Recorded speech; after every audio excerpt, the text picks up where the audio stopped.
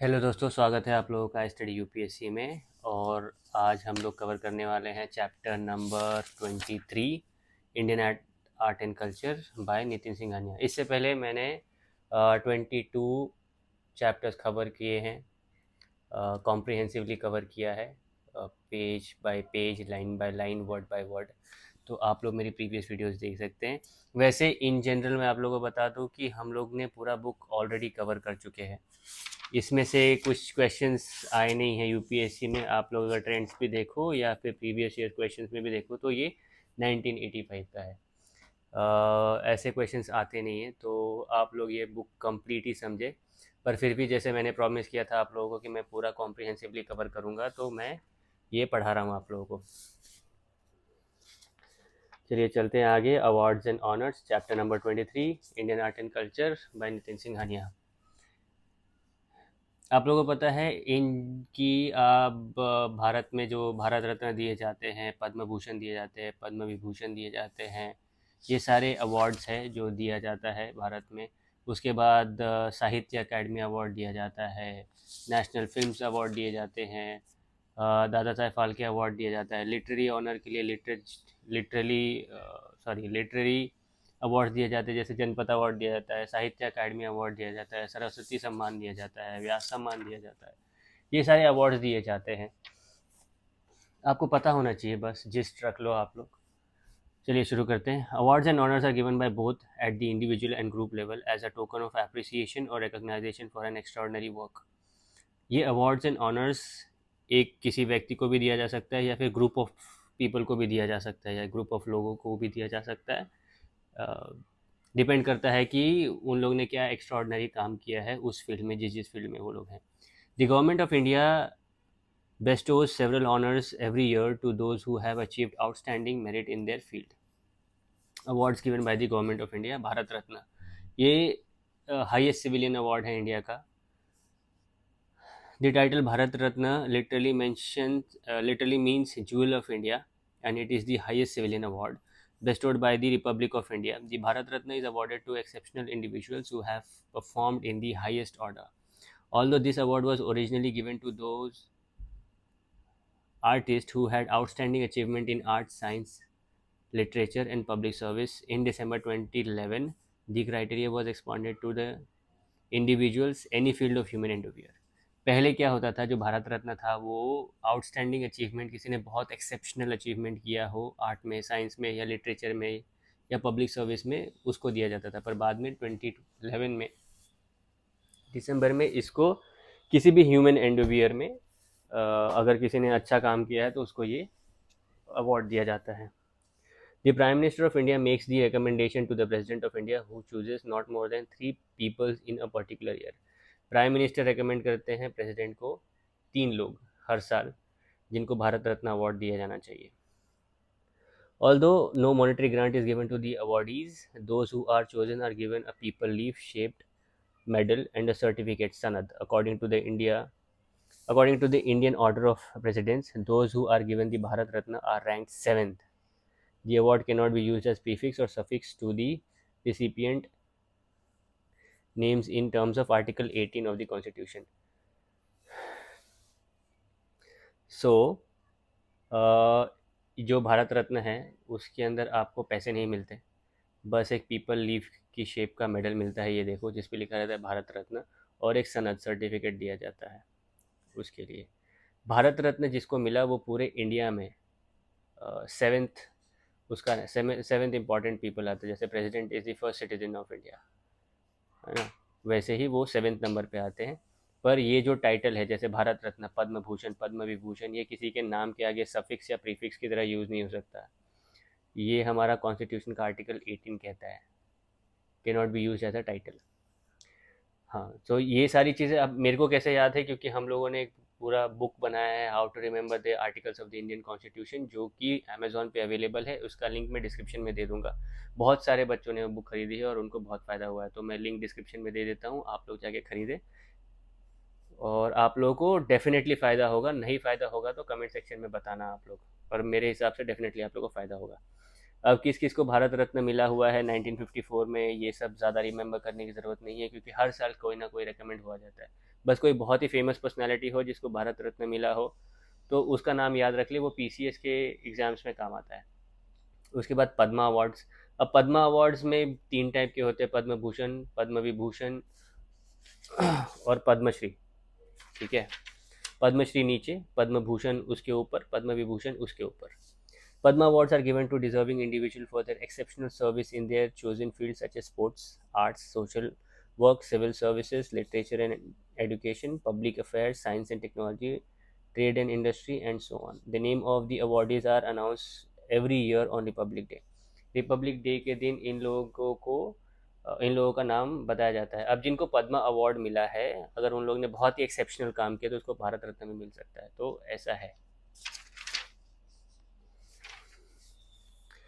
There are several rules concerning the Padma Award. If someone is recipient of lesser degree of Padma Award, they can be awarded as higher degree of the award only after 5 or more years since the last conferment.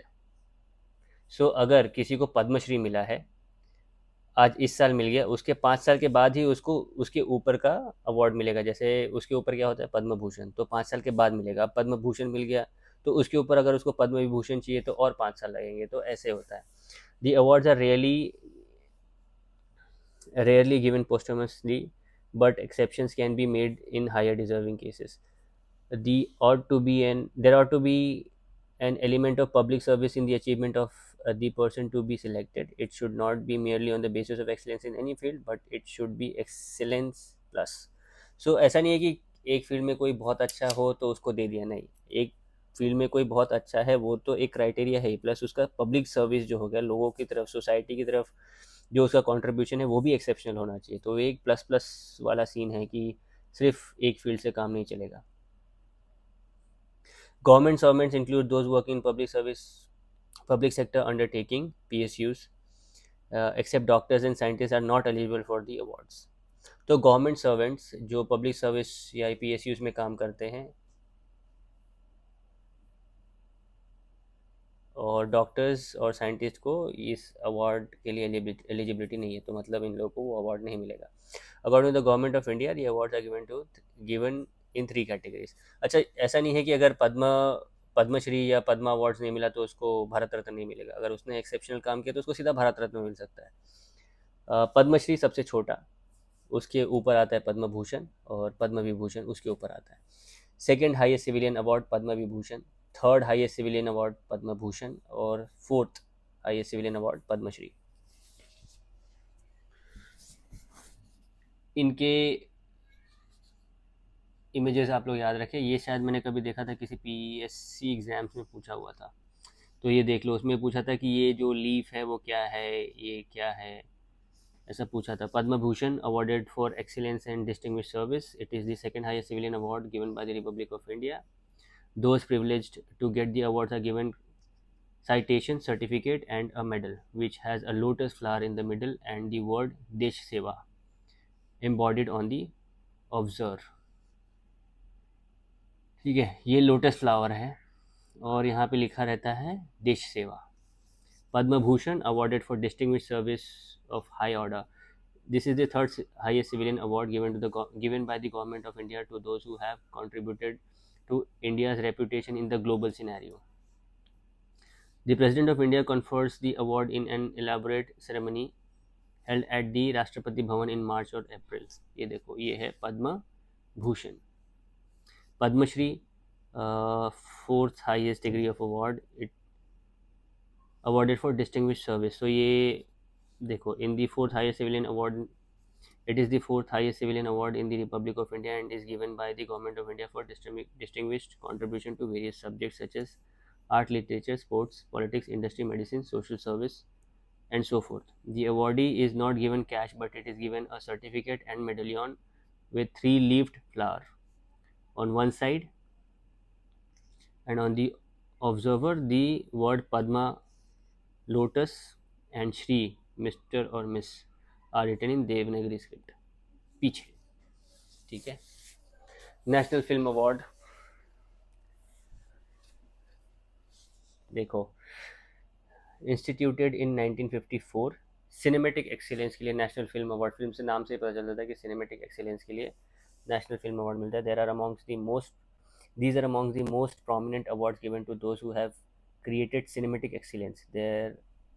These are annual awards. तो ये annual awards है. Since 1973, the Directorate of Film Festival under the Government of India organizes the National Film Award. The government appoints a national selection panel which decides the winner. The President of India presents the award, and the film that wins are showcased to the public. The awards are not only given to the best among the Indian Bollywood cinema, but even to the best film from the regional categories. Following are the major categories which receives this award. So एक panel बनती है और उस पर ये film decide होती है. जो फिल्म ने नेशनल अवार्ड जीता वो सबको दिखाई जाती है. ठीक है. और ये प्रेसिडेंट अवार्ड देते हैं. तो स्वर्ण कमल और the golden lotus award, best feature film, best director, best child film, children's film, best popular film providing wholesome entertainment, Indira Gandhi award for best debut director. ये स्वर्ण कमल अवार्ड में होता है. रजत कमल क्या है और silver lotus is 25. It has 25 categories such as Best Actor, Best Film, and National Integrity. Best Featured Film in the language specified in Schedule 8 of the Indian Constitution. कितने languages हैं? 22 languages है 8th schedule में. हिंदी बंगाली, और इसमें 12 categories में क्या आता है? हिंदी और बंगाली भी. Best featured film specified in the language other than दो specified in schedule 8 of the Indian constitution. मुझे बताया कि बोडो, डोगरो और संथाली कब ऐड किया था शेड्यूल 8 में. ठीक है, कमेंट सेक्शन में बताओ. सो अब जो 8 शेड्यूल में लैंग्वेजेस नहीं है, उसके अलावा जो दूसरी लैंग्वेजेस है उसमें भी अवार्ड दिए जाते हैं. तो उसमें 5 कैटेगरीज है, जैसे English, Bhojpuri, Kokborok, Monpa and Tulu. The National Film Award also includes the very prestigious Dadasaheb Phalke Lifetime Achievement Award, which is presented to those who have spent their entire career contributing to Indian cinema. अब दादा Saheb Phalke award जो है वो life time achievement award जो है उन लोगों को दिया जाता है जो लोगों ने अपना पूरा लाइफ डेडिकेट कर दिया इंडियन सिनेमा को. साहित्य अकेडमी अवार्ड, साहित्य मतलब आप लोग जानते हो लिटरेचर. तो this is an honor given to those who achieve brilliant in literature. This award is given by the Sahitya Academy, which is the National Academy of Letters of India. It is given annually to those who have achieved literary merit and created new trends by publishing their works, prose or poetry in any of the 24 major languages recognized by the Academy, besides 22 languages listed in the Constitution of India. Sahitya Academy has recognized English and Rajasthani as a language which can be considered for the award. 22 languages तो है ही. उसके बाद साहित्य academy ने English और राजस्थानी भी एक language consider किया, जिसमें आप पोइट्रीज, प्रोज, कविताएं लिखो, अपने जितने भी विचार है वो पब्लिश करो, और अच्छा अगर सबको लगा तो ये अवार्ड दिया जाता है, एनुअली दिया जाता है. The award comprises of cash prize of 1 lakh rupees from 2009 and a plaque which says Sahitya in Devanagari script. The very famous Indian filmmaker Satyajit Ray designed the plaque. On many occasions, the award has been returned declined as the act of protest. The first award was given in 1955. Sri Makhanlal Chaturvedi was the first awardee in Hindi literature. He bagged the award for his book Him Tarangini on Hindi poetry. तो पहला award किसको मिला था? माखनलाल चतुर्वेदी. कौन सी book के लिए? Him Tarangini. और यही वो अवार्ड है जो लोग बार बार प्रोटेस्ट के लिए दे देते हैं. हाँ भाई कि हाँ मेरे को अवार्ड रिटर्न करना है, किसी को मिला हो तो रिटर्न कर देते हैं. दादा Saheb Phalke award. Dada Saheb Phalke award is the India's highest award in cinema. To commemorate Dada Saheb Phalke, the legendary filmmaker who made India's first full-length featured film Raja Harishchandra in 1930. दादा साहेब फाल्के जो थे उन्होंने पहली फीचर्ड फिल्म बनाई थी फुल लेंथ की, राजा हरिश्चंद्र. इसलिए उनके नाम से ये हाईएस्ट सिनेमैटिक अवार्ड दिया जाता है. It is awarded by the director of film festival and organisation setup under the ministry of information and broadcasting. Director of film festival कौन है? एक organisation. It was awarded by the director of film festival, an organization set up under the Ministry of Information and Broadcasting. It is given for outstanding contribution to the growth and development of Indian cinema and selected by a committee consisting of eminent personalities from the Indian film industry. The award comprises of Swarna Kamal, Golden Lotus, Medallion, and a cash prize of 10 lakh. The first Indian to bag this prestigious award was Devika Rani in 1969. Recent awardees include Rajnikant, Amitabh Bachchan, Vinod Khanna, and K. Vishwanath. ये है दादा Saheb Phalke awards. 10 lakh रुपए मिलते हैं। स्वर्ण कमल, golden lotus मिलता है medal, cash price 10 lakh मिलता है। हाईएस्ट सिविलियन अवार्ड, क्योंकि दादा साहेब फाल्के ने राजा हरिश्चंद्र करके एक फुल लेंथ मूवी बनाई हुई थी। अदर लिटरेरी अवार्ड्स में आ जाओ, जनपद अवार्ड में आता है literary achievement. It is also known as Jnanpith award, sets seat of knowledge, and is given for the outstanding literary achievement. It was instituted by the Bharatiya Janpath, a trust run by the Jain family, famous for founding the newspaper The Times of India. भारतीय जनपथ यानी जनपथ award, ये एक trust है जो Jain community चलाती है। जो times of India paper है वो इन्हीं से आता है। It is given by Indian citizens who composes literature in one of the 22 languages listed in Schedule 8th of the Indian Constitution and English. Apart from plaque and a cash prize of 11 lakh, the winner is also given a bronze statue of Goddess Saraswati. This award is not given posthumously. It is important to remember that there are 23 languages, 22 plus English, in which Janpath Award is given. Janpath Award में एक language और add कर दिया, schedule 8+1 is English. ठीक है। साहित्य academy fellowship award. The Sahitya Academy also offers a prestigious fellowship called the Sahitya Academy Fellowship. This is the highest honor conferred by the Academy, where they select the fellows and honorary fellows who are chosen only because of their outstanding contribution to the literary arts. Becoming a fellow of the Sahitya Academy is the highest honor than even receiving the Sahitya Academy Award.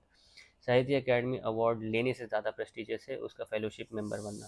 ठीक है। साहित्य academy award for translation भी मिलता है।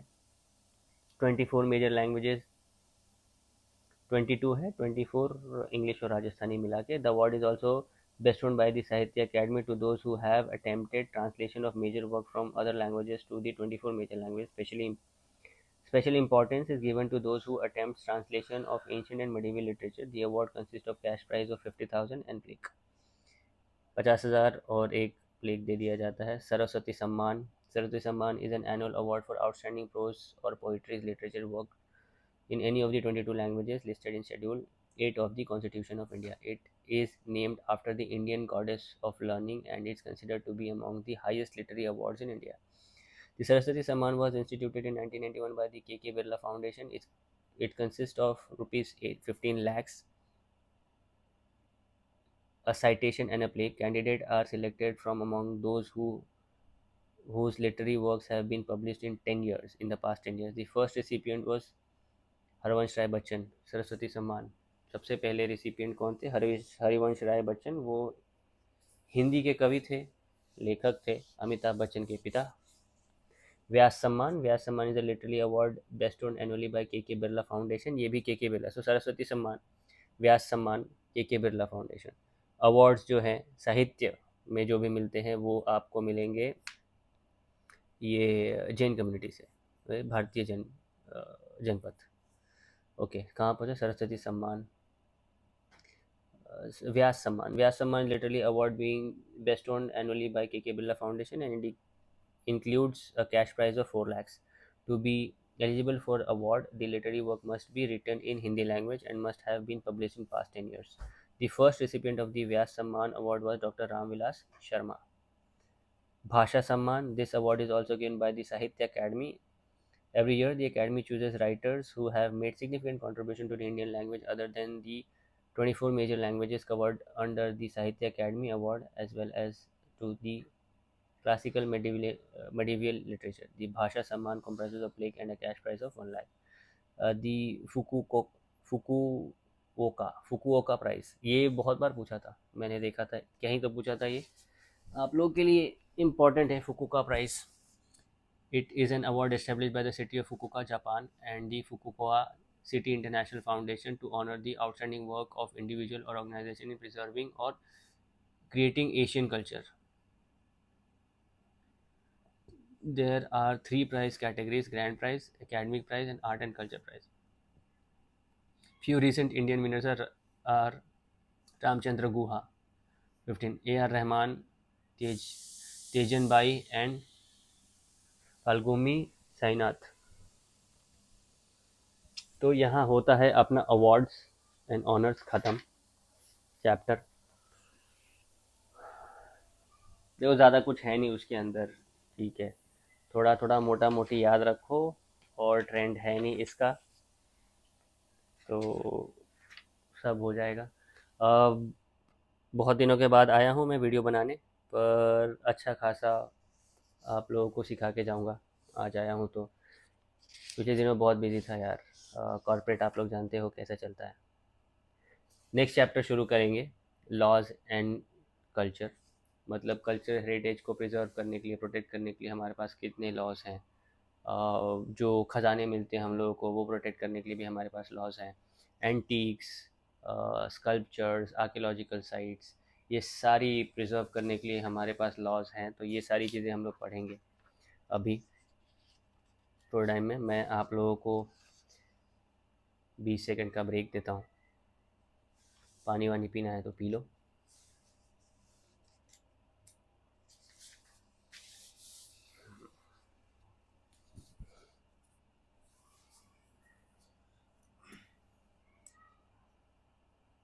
हाँ यार, मेरी pencil गुम हो गई है तो मेरे को मिला नहीं, तो मैं ये पेन ले आया.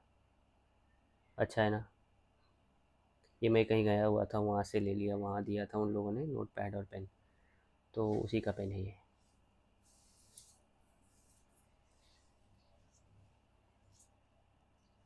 चले शुरू करें आर्ट एंड कल्चर का हमारा chapter number 24, laws of culture. देखो जनरली अगर आप इंडियन पॉलिटी पढ़ोगे या फिर इन्वायरमेंट बाय शंकर आईएएस का इन्वायरमेंट पढ़ोगे, तो उसमें ये लॉज दिए हुए हैं, एक स्पेशल सेक्शन है. तो जनरली आप लोगों को पता है कि ये लॉज क्या है, पर फिर भी मैं रीड कर देता हूँ ताकि जिनके पास बुक्स नहीं है वो लोग. तो चलिए शुरू करते हैं आगे हमारा laws, law and culture. The Constitution of India has three sections specifically designed for the preservation of Indian culture. The government and the Constitution define the specifics of the preservation because India's history, fine art and literature artifacts creates lasting impression on the world about importance of our rich and composite heritage. In this chapter, the related constitutional provisions and acts are discussed. तो हमारा rich culture और heritage के बारे में बहुत ज़्यादा information मिलता है, जो हमारा स्कल्पचर है या फिर जो आर्कियोलॉजिकल साइट्स है, इसलिए ये प्रोविजंस बनाए हुए हैं. From the constitution of India, article 29, protection of interest of minorities. Article 29 में प्रोटेक्शन ऑफ माइनॉरिटीज़ का जो इंटरेस्ट है उसके बारे में इंफॉर्मेशन मिलती है. This article focus only on the defense of the culture of those communities that constitutes the minorities according to the Constitution of India. According to the Constitution, any section of the citizen residing in the territory of India or any part thereof having a distinct language, script or culture of its own shall have the right to conserve the same. ये constitution मतलब article 29 क्या बोलता है कि कोई भी ऐसा व्यक्ति जो माइनॉरिटी है according to the Indian constitution और उसके डिफरेंट लैंग्वेज है, स्क्रिप्ट है या कल्चर है, तो उसको प्रिजर्व करने का उसके पास पूरा राइट है. As this court clarifies, this allows communities such as the tribal populations of Chhattisgarh, Rajasthan, northeastern region and Odisha and numerically small groups such as Parsis to take steps to preserve their culture, language and literature. It also confirms their right of minority communities to receive help from state and that of any state funded agency to conserve their heritage. It also makes a provision that no citizen shall be denied assistance from an institution maintained by the state on the ground of their religion, caste, language, race or any of them. तो ये article क्या बोलता है कि एक minority जो है constitution में, उनको उनकी लैंग्वेज, कल्चर ये सब प्रिजर्व करने के लिए राइट्स है। स्टेट उनको फंड, स्टेट या स्टेट से रिलेटेड कोई भी ऐसा ऑर्गेनाइजेशन वो उनको फंड कर सकता है। ये लोग हेल्प सीख कर सकते हैं स्टेट के पास जाके, ठीक है। Article 49, protection of monuments and places and objects of national value. This article of the constitution restates the importance of all the monuments and objects which make up India's heritage. These pieces of national significance would be under the protection of the state if they are under harm. The Constitution states that it shall be the obligation of the state to protect every monument or place or an object of artistic or historical interest.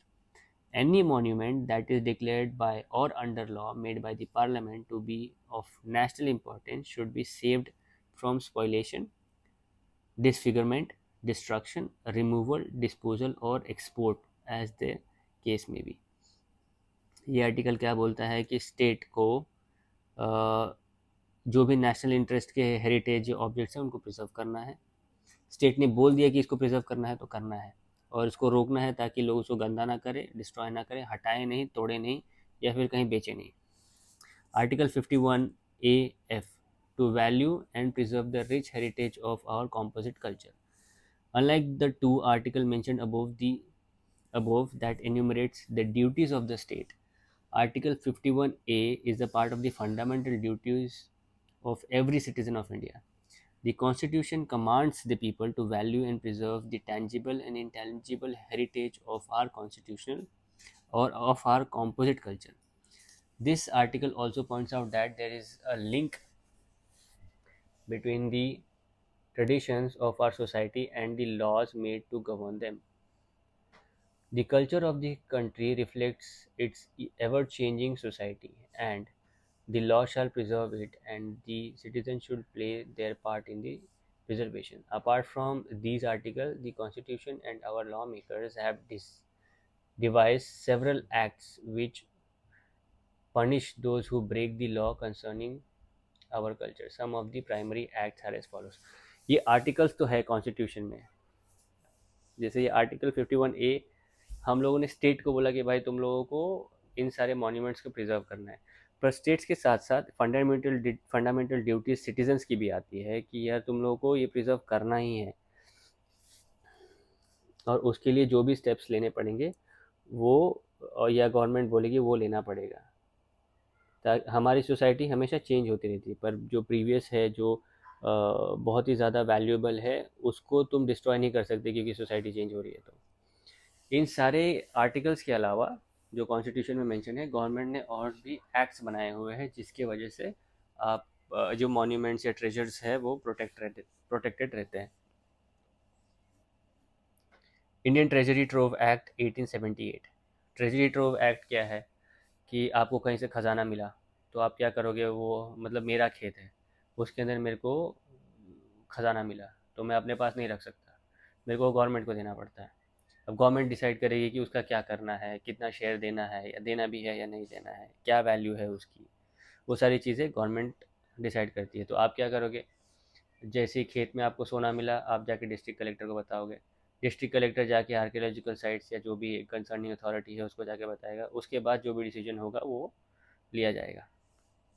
देखो, the British government instituted this act to protect and preserve treasures found accidentally as once the Britishers took over any principality, they would loot and capture the treasure of the erstwhile ruler.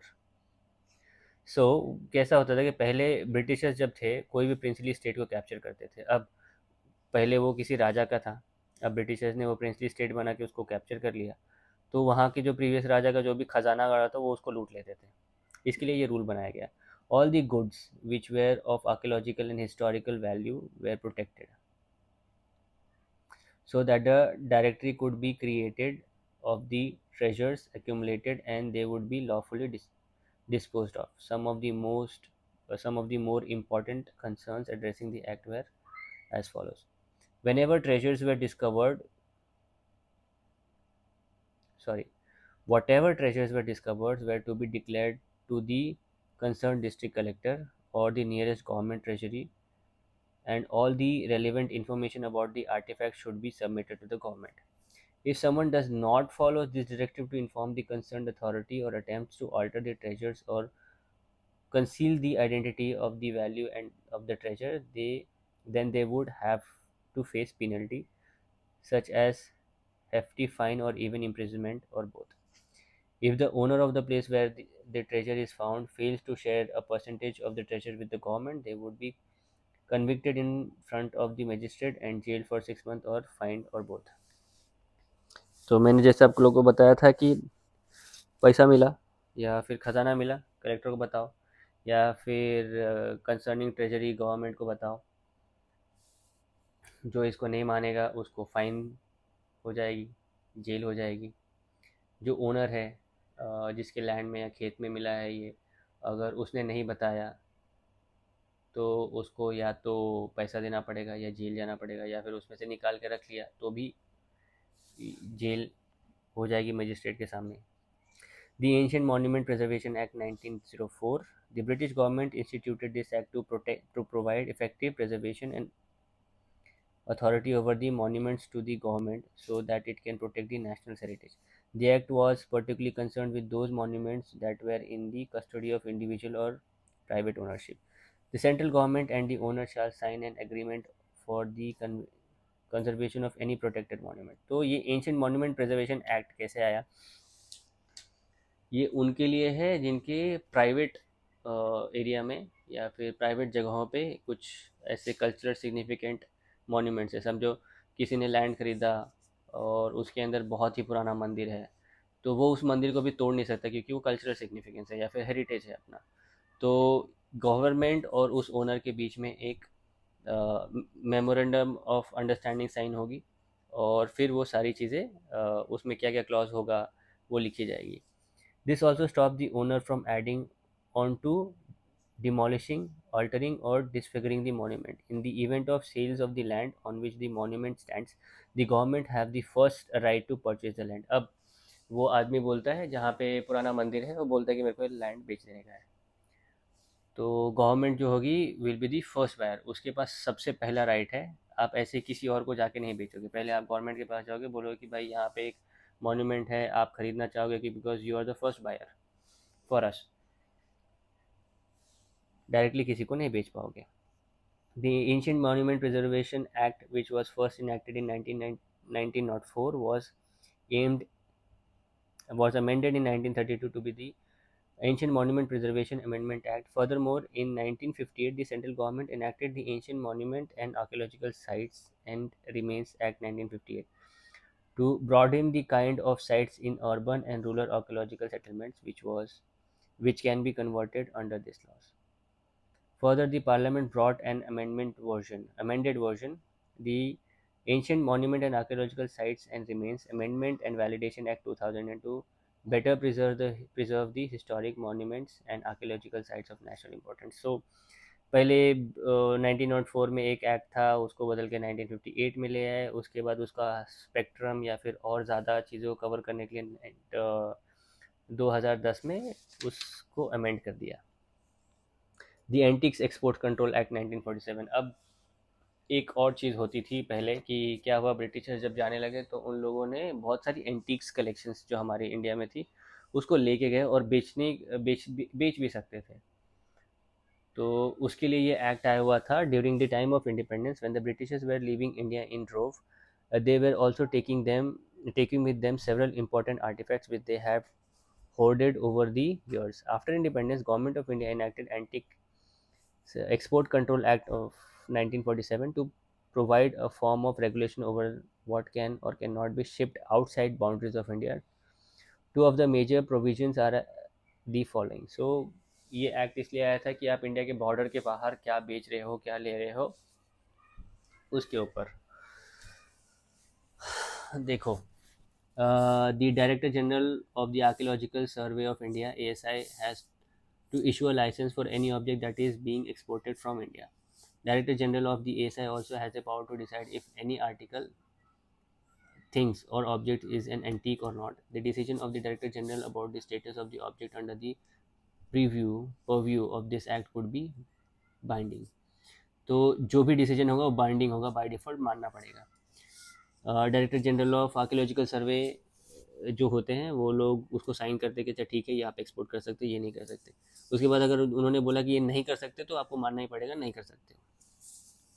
The Ancient and Historical Monuments and Archaeological Sites and Remains Declaration of National Importance Act 1951. Under this act, all the monuments of historical importance and archaeological sites which were earlier covered under the Ancient Monument Preservation Act were redeclared as object of national importance. In 1951, around 450 monuments and archaeological sites were added to the original list of 1904. This act has some loopholes, and to bring an improvement to the preservation of the archaeological affluence of India, a revised version titled the Ancient Monuments and Archaeological Sites and Remains Act 1958 was passed in 1958.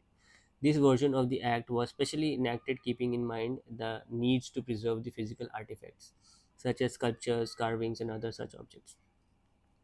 In 1958 Act, the 1958 Act was enacted after repealing the ancient monuments. Sorry दोस्तों, थोड़ी technical glitch है, मेरा phone का storage full हो गया है। Technical glitch क्या है, ठीक है। तो वो एक चीज़ थी। उसके बाद ठीक है, यहाँ तक हम लोग हो गया था। Ancient monument archaeological site remains 1958 ये हो गए थे, फिजिकल एसेट्स हो गए थे। उसके बाद हाँ, जब एंशियंट मॉन्यूमेंट एक्ट को हटा के 1904 को 1951 में चेंज किया, उसके बाद 1956 में, फिर 1958 वाला आ गया, फिर उसके बाद और अमेंडमेंट हुआ 2010 में। उसको टाइटल दिया उन लोग ने the ancient monument and archaeological sites and remains amendment and validation act 2010। The main provision of this act are as follows. Important नहीं है ये, ठीक है, इतना इम्पॉर्टेंट नहीं है क्योंकि क्वेश्चन से देखो पूछा ही नहीं है क्वेश्चन, ठीक है, बट मैंने पढ़ाना है तो पढ़ा रहा हूँ। देखिए, the central government has a power to declare any monument or archaeological sites of the ancient medieval time as a repository of national importance. Central government को ये अथॉरिटी है कि किसी भी साइट को repository of national importance बोलते। The Director General will have the authority from the central government to pursue the guardianship, purchase or lease of any of such sites or monument and ensure its preservation and maintenance. Director general को central government से permission या guardianship की permission मिल जाती है उसको maintain करवाने के लिए, उसको लीज पे देने के लिए और उसको प्रिजर्वेशन के लिए। The act also provides the government and director general the power to acquire antiques for their preservations, control and movement of the objects. They demand compensation or levy penalty for damage to land, objects, monuments. So government और director general को antiques खरीदने की, रखने की, उसको protect करने की ये दी जाती है rights. The antiques and art treasure act 1972, this act was enacted for the effective control over movable cultural property consisting of any type of art objects or antiques. The act is one step forward in controlling the export trade in Indian antiques and preserving any smuggling and fraudulent dealing. Some of the most important points from the act are as follows. The Antiques and Art Treasury Act, ठीक है, ये बहुत ज़्यादा important है। The antiques export control act 1947, the antiques and art treasury act 1947, ये दोनों बहुत important acts हैं। दो पूछा नहीं जाता है, पर अगर आप लोग ASI के लिए जा रहे हैं, मतलब आर्कियोलॉजिकल सर्वे ऑफ इंडिया के लिए, तो ये सारी पूछी जा सकती है। हाँ, any objects, sculpture in stone, terracotta, metal, ivory मतलब हाथी का दांत से बना हुआ, manuscript and painting in paper, wood, cloth, skin etcetera has been in existence for not less than 100 years are considered to be antiques. 100 साल से ज़्यादा कि अगर हो गई है कोई चीज़ तो वो एंटिक कंसिडर की जाएगी। Any person other than an embassy of the government of central government और someone with the authority from the central government can not export antiques. Government के सिवा कोई एंटिक्स को एक्सपोर्ट नहीं कर सकता। Those who wants to sell, purchase, rent antiques have to obtain license चाहिए अगर किसी को बेचना है तो from central government से। They should not register their business with the registration officer. They should also register their organization या business with the registration officer. If anyone is caught exporting an art treasure or an antique without the right license, they are liable for punishment.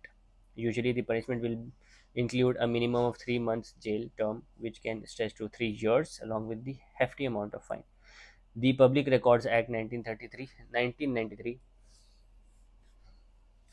देखिए, the act has been enacted at the behest of the Department of Culture, which empowers the government to permanently preserve records in public domain. This act also tries to regulate the preservation and management of public records and decisions taken by the government and its various statutory bodies. Some of the major provisions are as follows. Any document, file, manuscript, microfilms, images, or any other form of document in relation with the central government and ministry, any department is under the purview of the Public Records Act. Every agency mentioned above will create its own record, and all nominees and shall nominate one of the own officers as the record officer, and a record room in and record rooms in their office space to maintain. Furthermore, the record officer will be responsible for maintenance of records. In every 25 years, there shall be an appraisal in consultation with the National Archives of India, and those documents that have some value shall be preserved.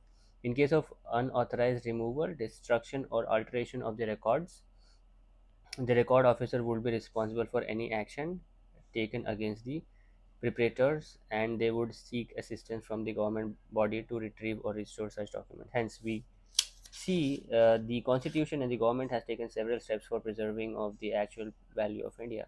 The ever-changing laws try to keep pace with the changing society and challenges faced by our tangible and intangible heritage. This shows the ever-present link between our laws and culture. National Culture Fund (NFCs), इसके बारे में भी थोड़ा सा information देता है तो NFC was established in 1996 under the Charitable Endowment Act 1980 as a distinct funding mechanism for the promotion of art and culture in India. It seeks to enable institutions and individuals to support art and culture directly as partner with the government. Any state government or voluntary organization with some records or service in the field of art and culture and registered under this Societies Registration Act or registered as a public trust at least for the last 2 years will be eligible for applying for financial assistance from the NCFs for this specific project. Individuals are not entitled to financial assistance under this scheme. The NCF is managed by councils and an executive committee. The council is chaired by Union Ministry of Culture and has members representing the corporate and public sectors, private foundations, and non-profit organizations. Such structures have been incorporated with an objective to increase non-governmental representation in decision-making process. It has been notified by the Government of India that donations to the NCFs are eligible for tax benefits under the Income Tax Act.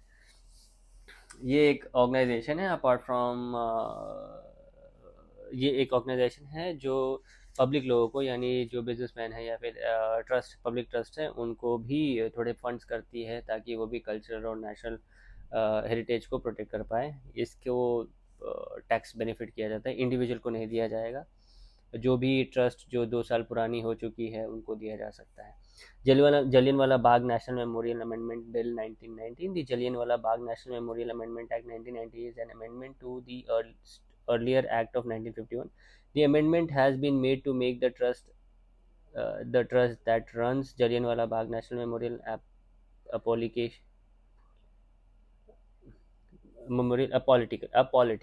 by removing the clause pertaining to the President of Indian National Congress as a permanent member of the trust. President of Indian National Congress as a permanent member of the trust. The bill also amends to include the leaders of opposition recognized as such in the House of the People, Lok Sabha, or which there is no leader of opposition. Then the leader of the single largest party is the house in that house as a member of the trust. It is envisaged as a measure to build Jallianwala Bagh National Memorial as national memorial in true spirit on the occasion of the 100th anniversary of the Jallianwala Bagh massacre. The Jallianwala Bagh National Memorial Trust was set up by the government of India on 1st May 1951. तो ये हो गए जलियनवाला. तो जलियनवाला बाग में क्या हो रहा था कि आप लोगों को पता है जलियनवाला बाग कांड क्या हुआ था. इसको अपोलिटिकल बनाने के लिए यहाँ पे जो परमानेंट प्रेसिडेंट जो थे इंडियन नेशनल कांग्रेस की उसकी परमानेंट सीट को हटा दिया गया था. उसमें फिर लीडर ऑफ दी अपोजिशन को भी मिलाया गया. अगर अपोजिशन में कोई लीडर नहीं हो तो मैक्सिमम लार्जेस्ट पार्टी जो अपोजिशन में होगी उसके लीडर को हम लोग यहाँ पे बिठाएंगे एज अ चेयरपर्सन. ठीक है, तो ये हो गई हमारा laws.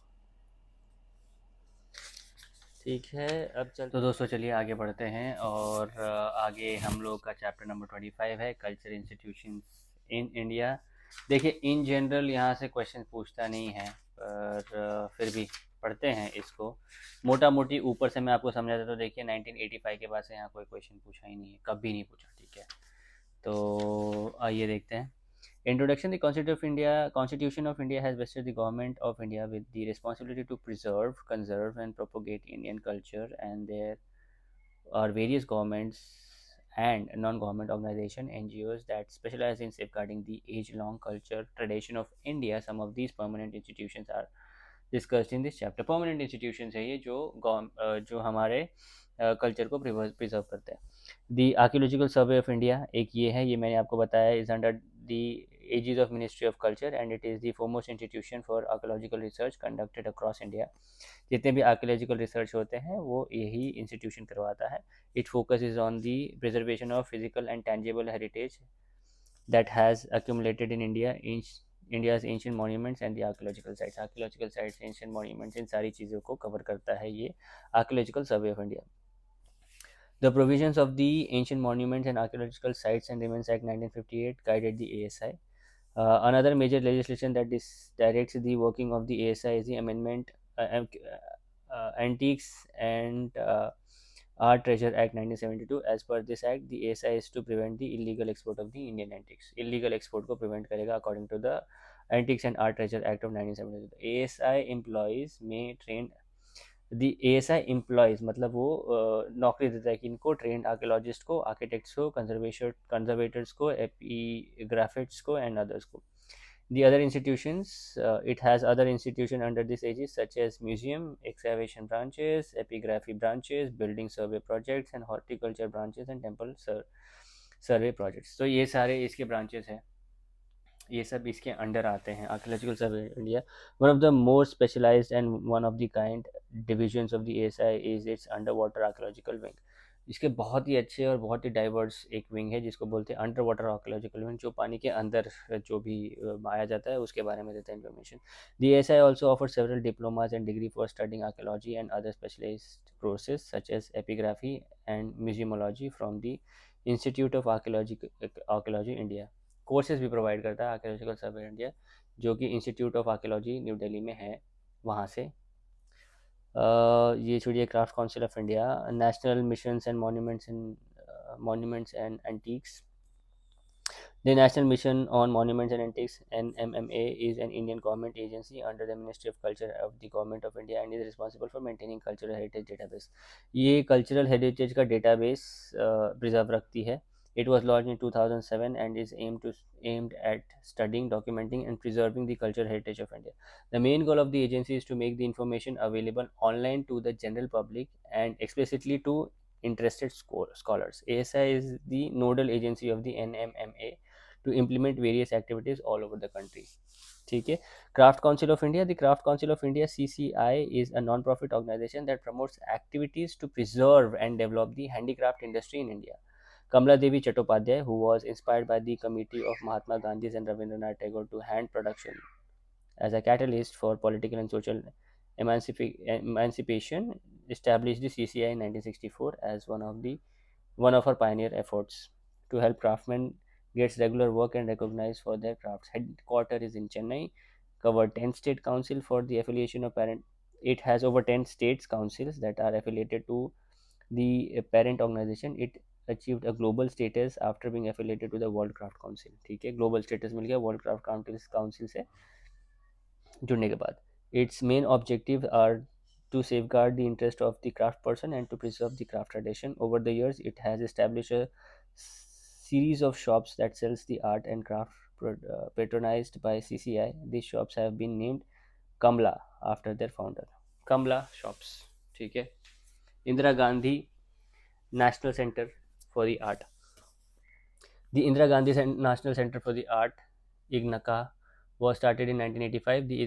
It is an autonomous institution that concentrates on research, conservation, display, and dissemination of all the arts. Although it concentrates on the visual and performing arts, it also prompts critical and creative literature. It has 9 functional units. Kala Nidhi, a multi form library. Kala Kosa, devoted mainly to the study and publication of fundamental text in Indian language. Sorry. Janpada Sampada, engaged in lifestyle studies. Cultural informatics, applies technology based tools for cultural preservation and propagation. Sutradhara, administrative section that act as a spine supporting and coordination of all activities. Kala Darshana, the executive unit that transforms research and studies emanating that the Ignaka is visible for the exhibition. The main objective of this is to be the major resource center for written, oral and visual art forms of India. ये इसका main objective है. All India Radio किसको नहीं पता, सभी को पता है. All India Radio is the premier public service radio broadcaster in India. It is under the ministry of information broadcasting, government of India. Its motto is बहुजन हिताय बहुजन सुखाय. ऑल इंडिया रेडियो का मोटो क्या है, बहुजन हिताय बहुजन सुखाय, which conveys that its sole objectives are to inform, educate and entertain the audience. Information provide करना, एंटरटेन करना, एडुकेट करना ऑडियंस को. Demographically air AIR All India Radio reaches out to almost 99.19% of the population. Since its inception, All India Radio has tried to safeguard the citizens' right by keeping them informed on all matters of public interest. This can also be achieved by giving them a fair and balanced flow of information. All India Radio creates programs in about 23 languages and 179 dialects. The content, aims and objective of All India Radio are governed by the Prasar Bharati act. जितने भी content है, जो भी उसकी सब कुछ है, वो प्रसार भारती देखती है.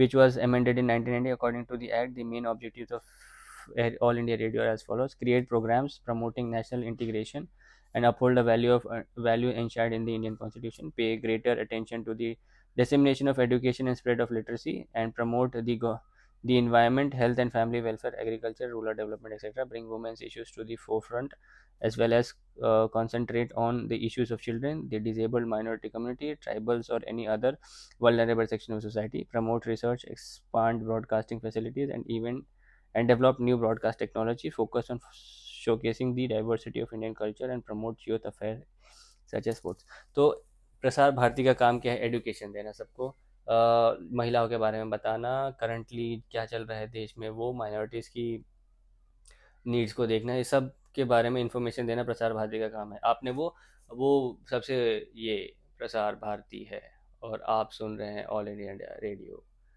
ये सुना होगा. तो ये Prasar Bharati all India radio का काम करती है. Nehru memorial museum and library, the main building of the premises of Nehru memorial museum and library was built. उसके बाद आता है Nehru memorial museum and library. ठीक है. The main building and premises of जो भी था वो, the main building used to be called Teen Murti House and was officially resident of last British Commander-in-Chief. After the British left India, it served as the residence for the Prime Minister of India, Pandit Jawaharlal Nehru, for 16 years. And after his death in 1962, the government made Teen Murti House into a museum and a library in his honor. The library was set up in 1964, but as the amount of material that need to be housed increases, the exclusive library building was built in 1974. The museum was established with the express purpose of creating a space to exhibit the personalia, memorabilia, mementos, and other objects related to Pandit Nehru's life and India's freedom struggle. Currently, NOM organizes weekly and monthly lectures, seminars, conferences, symposiums, and so forth in India and abroad to promote the study of Indian history in general, and Jawaharlal Nehru in particular. उसके बाद है centre for cultural resource and training. ये एक autonomous body है. उसके बाद national archives of India आता है. Indian Council for Cultural Relations, Indian Council for Historical Research, Indian National Trust for Art and Culture, Sahitya Academy, Sangeet Natak Academy, Lalit Kala Academy, and Anthropology Survey of India. Aesthetic society, Asiatic society. Okay, चलिए धीरे धीरे बढ़ते हैं। Center for Cultural Resource and Training, the Ministry of Culture, Government of India has instituted the Center for Cultural Resource and Training for linking education with culture. It was established in 1979 by the behest of Dr. Kapil Vatyasan and Srimati Kamla Devi Chattopadhyay. Although an autonomous body, the CCRT has mandated by the government to strengthen the foundation of nation by making education culture based and meaningful. Education culture based and meaningful. The CCRT has its headquarters in New Delhi and three regional centers at Udaipur in the west, Hyderabad in the south, and Guwahati in the northeast to facilitate the widespread dissemination of Indian art culture. Organizes workshop and all. So basic ध्यान रखो आप लोग। National archive of India, तो ये कुछ इतना relevant है नहीं, थोड़ा सा इम्पोर्टेंट था तो मैंने करवा दिया। National Archives of India, the Imperial Record Department (IRD) established in 1981 in the old British capital Calicut, now Kolkata, under the auspice of Professor G.W. Forrest, was one of the oldest institutions created by the British, and it served as an archive of administrative records pertaining to Indian states. And IRD was shifted to New Delhi in 1911 when the British changed the national capital from Calicut to Delhi after India gained its independence. The IRD was renamed as National Archives of India. Soon after this rechastening, there was a change in the administrative setup, and the director of the archive was appointed by the head of NAI. The administrative setup, the NAI, the archives was opened to public for research in 1939. Furthermore, Conservation Research Laboratory (CRL) was added to the NAI in 1940 for the express purpose of conserving and preserving important documents on Indian. So national archive में जो अपने documents है, directories है, वो सारे रहते हैं, ठीक है। History, slowly the ambient of responsibility for the archive was increase in including to include accession, acquisition of public records, and acquisition of private papers collections. It also started research and reference programs and formalized training for conservation. Regional centers were opened in Jaipur, Bhubaneswar, and Pondicherry. ठीक है, ये छोड़ो। सो उसकी basic objectives क्या है? Indian documentary culture heritage को preserve करना, build large repositories of document and manage them specifically scientifically, to create closer relationship between archive institutions and activities, to develop scientific temper among the archivists, custodians, and users of record. Indian Council for Culture and Culture Relations. The Indian Council for Culture Relations (ICCR) is under the aegis of the Ministry of External Affairs and was established in 1950 to conduct the programs that promote the Indian culture on an international platform. Indian Council for Culture Relations international platform पे अपने culture को represent करने के लिए बनाया गया था। Directly ministry of external affairs के अंदर आता है। Its founder was Maulana Abdul Kalam Azad, who firmly believed in promoting culture exchange with other countries and people. The ICCR focuses on the formulation and implementation of programs and policies that are deeply rooted in India's external cultural relations.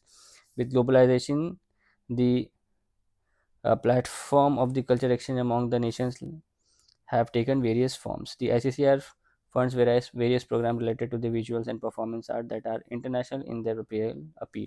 It provides grants in support of the programs such as the Jazz Festival in New Delhi and the Northeast Music Festivals in Guwahati. These programs served to establish and develop the relation with similar national and international culture. The major focus of ICCR is to promote international friendship, foster culture exchange and between nations, generate healthy competition, and showcase the new and old features of the Indian culture. तो ये सारे इसके basic cultural exchange करना है। उसके बाद festivals जो होते हैं, जैसे फेस्टिवल, उसको फंड करना है, ऐसे सारी चीज़ें ये कर दी है। उसके बाद आता है Indian council of historical research. Indian Council of Historical Research was established under the promulgation of this Societies Regulation Act 1972. It is an autonomous organization which draws funds from University Grant Commission. It was created with the purpose of promotion and preserving the history of India. It is a platform for historians to come together and discuss new ideas of their current work. The following are the main objectives. Main objectives क्या है इसके? ये सब history जो लोग हैं उनका historical चीज़ों को प्रिजर्व करने के लिए होता है. Provide platform for historians to write objective and scientific historical records and to create an unbiased and rational interpretation of the history. एक unbiased and rational interpretation of history का ये लोग बनाते थे. बहुत सारे जो हिस्टोरियंस हैं वो आके इस प्लेटफॉर्म पे बैठ के बातें करते थे. Promote studies in the area that have been neglected until now. ऐसे जगहों पे ऐसी चीज़ों का स्टडी करना जो अब तक निगलेक्ट की गई है. Ensures promotion of research with special emphasis to the areas such as border, northeast region, and women's to ensure there is no regional disparity and that the balanced distribution of research efforts is made all over the country. ये सारी चीज़ें इनके काम हैं. ठीक है. Provide funds, elicit supports and grant recognition for historical research in all concerns and ensures the necessary information dissemination. ये सारी चीज़ें हैं हिस्टोरिकल इसकी. उसके बाद Indian national trust for art and culture heritage in touch. ये एक नॉन प्रॉफिट ऑर्गेनाइजेशन है. इसका और ये दिल्ली में है और 1984 में ये बना हुआ था. इस ऑर्गेनाइजेशन का मेन काम है जो हेरिटेज है अपना उसको बढ़ाना, मतलब स्प्रेड करना. The organisation has various branches called chapters. इस ऑर्गेनाइजेशन के बहुत सारे ब्रांचेस है, उसको लोग चैप्टर बोलते हैं. Currently there are about 170 Indian cities. These have chapters in about 170 Indian cities. 170 Indian cities में इसके chapters है. The first governing council of INTACH consisted of noted people such as former Prime Minister Rajiv Gandhi, M.G.K. Menon, Dr. Kapil Vatsayana, and Mahadev Rao Sachindya, according to the Memorandum of Rule of Regulation. अभी इंटैच के क्या ये है restore, मतलब objectives क्या है? Restore monuments and ruins to their original state, help with their subsequent management and maintenance, create awareness among the masses about conservation of heritage, prepare properties by creating programs such as awareness drives in schools and workshops and on conservation of various groups, organize heritage walk which cover major areas of historic cities to create awareness among the citizens about their living culture, heritage, and that surrounds them. Focus on monuments that fall out of purview of the Archaeological Survey of India and work with the local authorities in terms of their preservation and maintenance. The work undertaken by INTACH is appreciated and supported by various other government agencies. तो दोस्तों technical glitch बहुत ज़्यादा हो रहा है तो मेरे को वीडियोस वापस बनानी पड़ रही है. ठीक है. So the work undertaken by the INTACH is appreciated and supported by various other government agencies and the INTACH has also signed a memorandum of understanding with several foreign countries. The most famous example is INTACH UK Trust, which was established in 1987 through a banquet of Charles Wallace Foundation to fund projects in India through focus heritage conservation. INTACH was also help reconcile tourism activities and conservation of monuments to its necessary both to preserve and heritage and share it with the rest of the world. तो internationally भी connect किया जाता है यहाँ पे. साहित्य academy आप लोगों को मालूम है, national academy for letters academy 1954 में इस्टेब्लिश किया गया था. ये लिटरेरी एक्टिविटीज़ के लिए किया जाता है, मैंने आपको प्रीवियस चैप्टर में बताया है. तो और 24 लैंग्वेजेस में जिसमें 8 शेड्यूल वाले हैं और 2 इंग्लिश और राजस्थानी इंक्लूड की गई है. तो ये चीज़ थी इसके अंदर. लिटरेचर के बारे में था वो. संगीत नाटक academy is the first national academy for the performance art to be set up by the government of India in 1952 and was inaugurated in 1953 by the President of India, Dr. Rajendra Prasad. It is a primary body for showcasing the various performing arts of the country and has ardent task of promoting the enormous intangible heritage of the Indian expressed through forms of music and dance drama. तो संगीत, music और dance drama में है, इसके through अपना culture heritage express करने के लिए ये यूज़ होता है ये. It was only the central agency that monitoring the preservation of cultural heritage but it is also collaborate with the state, union, and territories government to preserve and promote the culture of the nation. The SNA also establishes and looks after several institutions that focus primarily on the dance and music or drama. The SNA also collaborates with international organizations such as UNESCO to save the cultural heritage of India. Its several aims and objectives are as follows: promote research in performance arts, okay, music field, and it to encourage the establishment of center for theatre, establishment of regional theatres, promote documentation of literature of Indian music, dance, drama. उसके बाद to revive, promote and preserve folk dances of music, folk dance music and drama to foster culture, contract with international communities. ये सारे उसे काम है. ललित कला academy, the National Academy of दोस्तों ललित कला academy, national academy of arts or the Lalit Kala Academy was set up by the government of India in 1954 with the role objective to promote fine arts in India. Funded by the Ministry of Culture, engagement and understanding of fine arts. It focuses on engagement and understanding of the fine arts. Its main center is in Delhi, and it has a regional centers in Chennai, Kolkata, Shimla, Shillong, and Bhubaneswar. Organization it organization organizes national and international exhibition events showcasing the work of the art